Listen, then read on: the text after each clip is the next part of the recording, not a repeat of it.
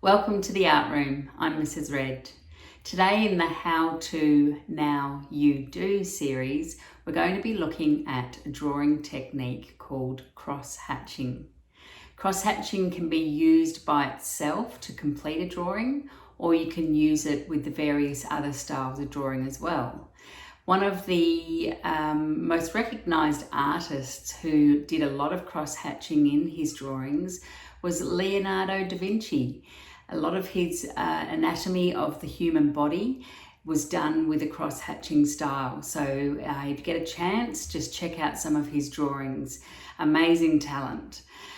So enjoy this video. It shows you a couple of exercises you can do to practice doing cross-hatching. It's certainly something that you do have to concentrate on because it's very easy to return to a continuous line instead of the little cross-hatching style. So there's two little exercises to do and then some stills of a cross-hatching example that I've drawn. So enjoy the video and I'll see you afterwards. So these cross-hatching exercises can be done in your art journal or a piece of cartridge paper. Better to do them with a drawing pen rather than a pencil, just because you're not after the shading that a pencil can give.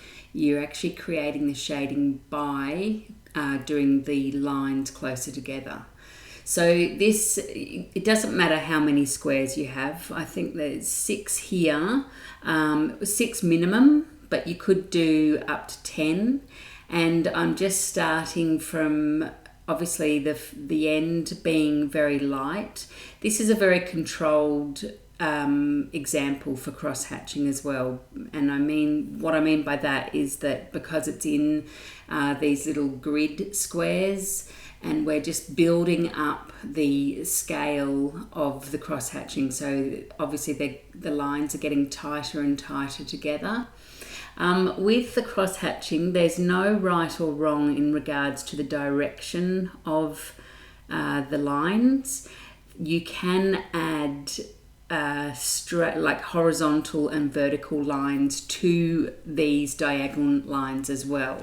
So if there's no crossing over, it is simply called hatching. And if there's crossing over of the lines, it doesn't matter if it's only in one other direction, it will then become a cross-hatching drawing. A lot easier to do a cross-hatching drawing than it is a hatching, being lines just going one way in one direction. So you can see here I'm getting closer together and it is just giving the illusion that the cross-hatching is getting darker. And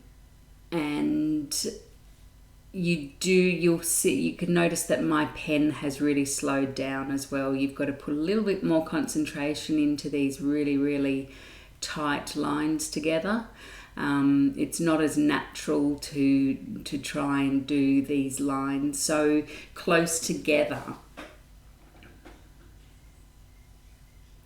So like I said, doesn't matter if you've got 6 squares or 10 squares, have a go of it, and you might not get it first go either.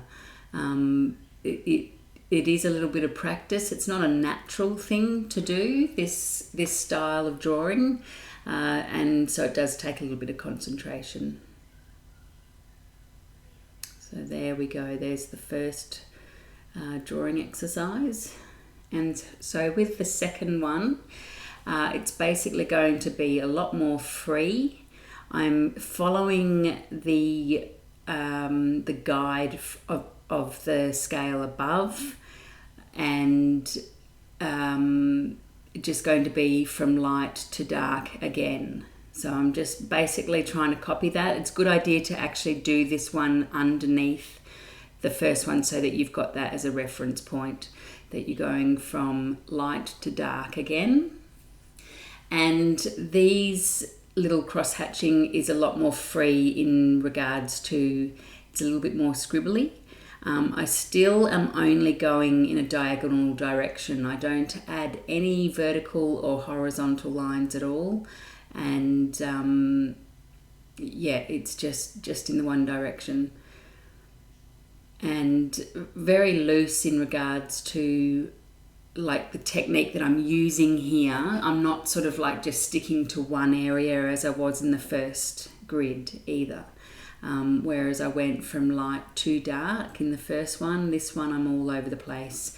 And I think that's easier to do. I don't think it's going to be very easy to try and build up the lines to make them darker.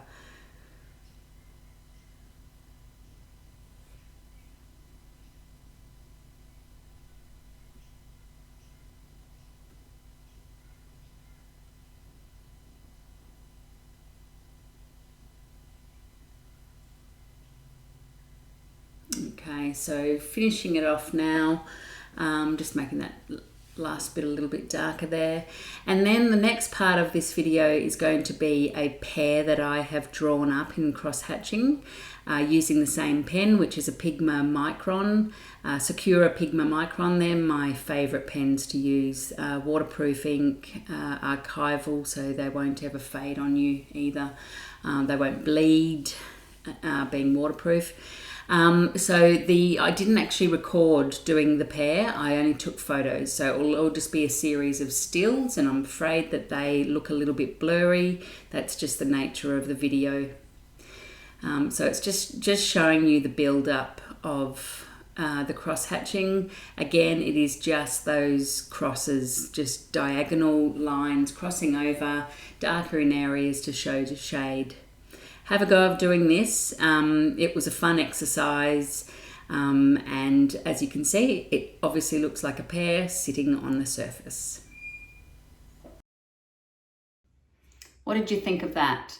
Go and have a try of it and see which one of the two little exercises you feel better doing. I think it was the second one definitely for me, just a little bit more freedom in it and not having to try and build it up in those little squares. Also make sure that you subscribe to this channel and check out my website www.mrsreds.com.au. You'll find there the online art classes, the monthly online art classes, which you can join any month. And there's art supplies, art projects, and printable lesson plans as well. Until the next video, go and try some cross hatching, and I will see you then.